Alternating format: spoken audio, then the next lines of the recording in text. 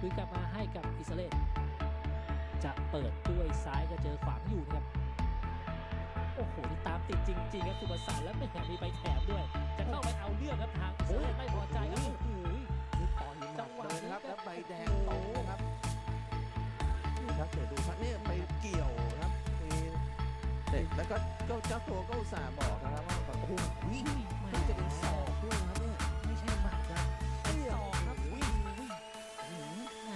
ถือว่าขาดเสียวจะทำแบบนี้ครับเนี่ยครับ ผมต้องพอแล้วครับตอนนี้